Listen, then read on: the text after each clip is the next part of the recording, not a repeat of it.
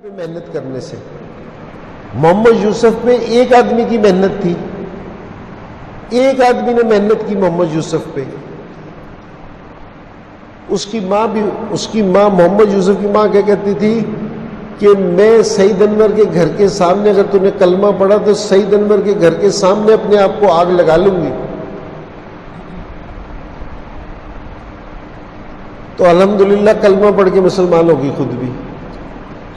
ایک آدمی کی محنت کے کہ جی اچھے اخلاق دکھاؤ کہ یوسف سے کہ تم نے اپنے گھر والوں کی کسی بات کا برا نہیں بنانا، اچھے اخلاق دکھاؤ. اس کی ماں نے بھی مسلمان ہو گئی، اس کا بھائی بھی، اس کی بیویاں بھی، اس کے کزن بھی، کتنے لوگ محمد یوسف کے اس پہ نہ مسلمان ہو گئے ایک آدمی پہ. ایک آدمی کی محنت تھی. ہم جدہ گئے، ایک فیسٹیول میچ تھا جدہ میں کپتان تھا. تو محمد یوسف نے کلمہ پڑھ لیا تھا، اناؤنس نہیں کیا تھا. تو جس ہم جدہ پہنچے تو ہم سارے جاتے ہی تیاری شروع کر دی کہ آئے ہیں تو بس اب عمرہ کرنے جا رہے ہیں. تو یوسف میرے کمرے میں آیا کہ جی بھائی ہماری بیگمات بھی ہمارے ساتھ تھی کہ میں نے اور میری بیگم نے نا عمرہ کرنا ہے. میں نے کہا کہ یوسف یہ تو مجھے پتہ ہے کہ تم مسلمان ہو گئے، ساروں کو تو نہیں پتہ. تو ہمارے جدہ میں دین کے ساتھی ہیں عالمگیر بھائی کو فون کیا، وہ جدہ میں رہتے تھے. ہم نے کہا کہ جی عالمگیر بھائی کیا کریں؟ انہوں نے کہا کہ جی انہیں پہلے کونسلیٹ لے کے جاؤ، وہاں یہ آفیشلی کلمہ پڑے گا اور پھر اس کو میں لے کے آتا ہوں.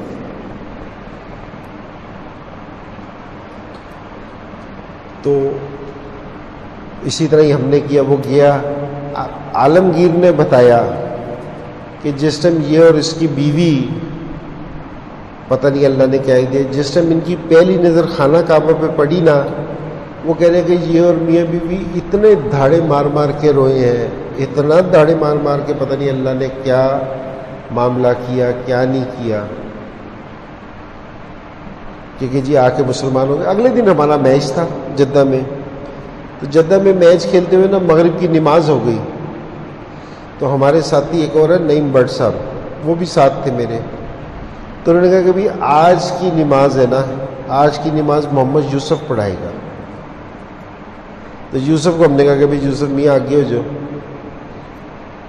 تو عرب میں آپ لوگ جاتے ہی رہتے ہیں کہ جی اللہ ہم ساروں کو بار بار لے کے جائے، جو نہیں گیا تو اس کو بھی اللہ لے کے جائے. وہ رواج ہے کہ نماز ہو رہی ہے تو عرب بیچ میں پیچھے سے آ کے کھڑے ہوتے رہتے ہیں نماز میں یہ وہ.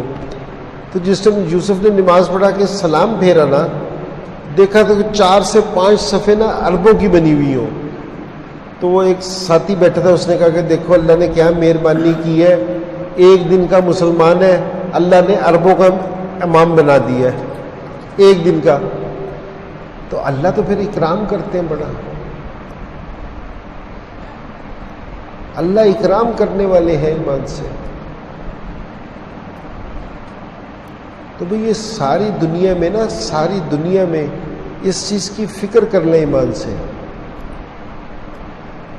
کیونکہ یہ جو ہمارا پورا علاقہ ہے اس میں اس چیز کی فکر کریں. مسلمان جس چیز کا ارادہ کر لینا اللہ اس کو وجود عطا فرماتے ہیں. ہم نے ابھی ارادہ ہی نہیں کیا.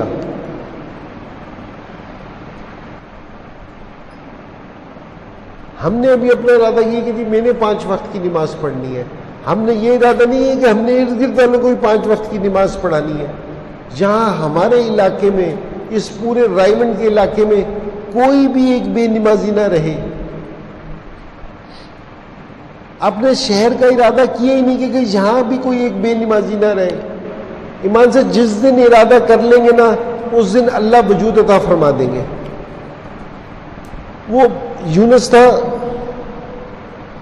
فرانس کا رہنے والا،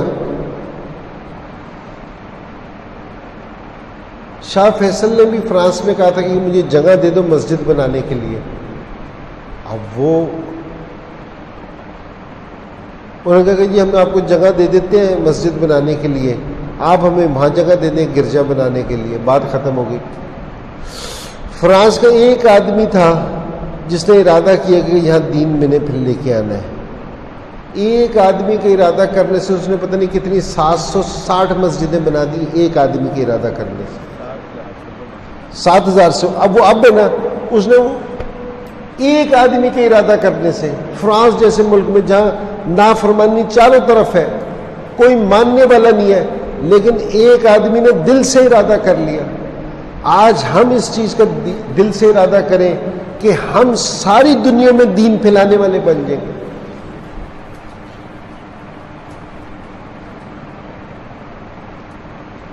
اور وہ جس ٹائم ہم میں اور سعید بھائی جس ٹائم جماعت میں نکلتے تھے, یا میں جماعت میں نکلتا ہوں نا, تو رائے ونڈ والے نا علماء کرام کو نا ہمارے ساتھ جو نئے نئے پڑھ کے فارغ ہوتے نا 6-6 7-7, تو سعید بھائی ہمیشہ تعارف کراتے تھے کہ جی 14 کی جماعت ہے نا, 7 علماء کرام ہوتے تھے, کہتے کہ ہم 7 جاہل ہیں اور 7 علماء کرام ہیں. کہ دیکھو اصل میں تو جو علماء کرام ہیں یہی ہمارے سروں کا تاج ہے, یہی لوگ ہیں.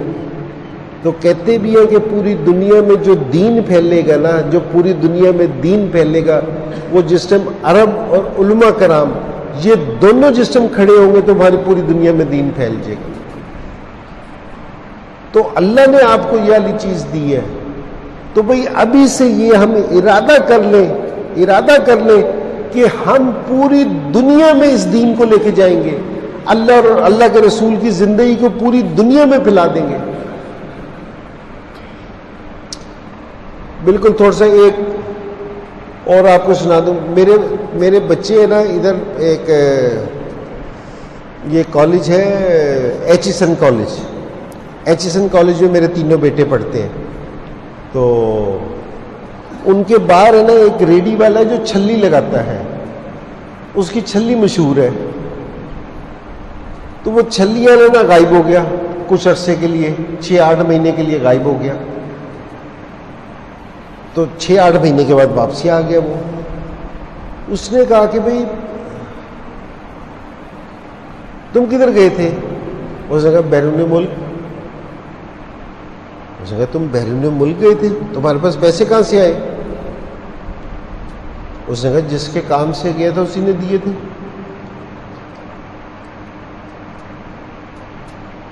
تو میں یہ سوچ رہا تھا, میں نے کہا دیکھو کہ وہ اللہ کا کام کرنے واسطے گیا, اللہ نے اس کو بھیجا. میں جس ٹائم سلیکٹ ہو جاتا تھا پاکستان ٹیم میں, کہ جی ٹیم آسٹریلیا جا رہی ہوتی تھی, اب میرا نام آ گیا ٹیم میں, سلیکٹ ہو گیا میں, مجھے نہیں فکر ہوتی تھی کہ میری ٹکٹ کس طرح ہوگی, میں نے وہاں ٹھہرنا کہاں ہے, کھانا کیا ہے, میرے پاس کنوینس کا کیا پرابلم ہوگا, پیسوں کا کیا ہوگا, کپڑوں کا کیا ہوگا. میں سوچتا تھا کہ بس میں اب سلیکٹ ہو گیا نا, یعنی ساری چیزیں میری خود ہی ہو جائیں گی.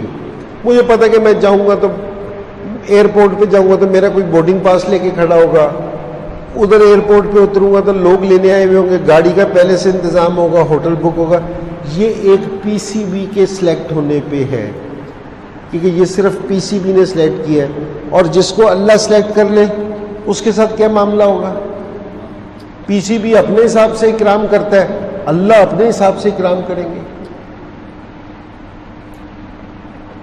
تو یہ دین کا کام کرنے کے لیے نا اللہ کے ساتھ سلیکٹ ہونے کی بات ہے, پیسوں کی بات نہیں ہے کہ میرے پاس پیسے نہیں ہے کہ یہ نہیں ہے.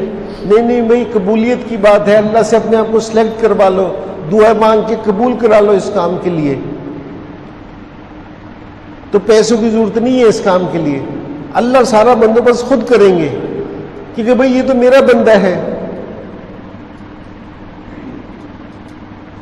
تو بھائی یہاں پڑھتے ہوئے نا ارادہ اس چیز کا کر لو کہ ہم نے ساری زندگی یہ دین پھیلانے والے کام کو کرنا ہے. مان ساری زندگی کا ارادہ کرو کہ پوری دنیا کے جو ان سے لوگ ہیں نا یہ اللہ کی بات ماننے والے بن جائیں, اللہ کے رسول کے طریقے کے حساب سے زندگی گزارنے والے بن جائیں.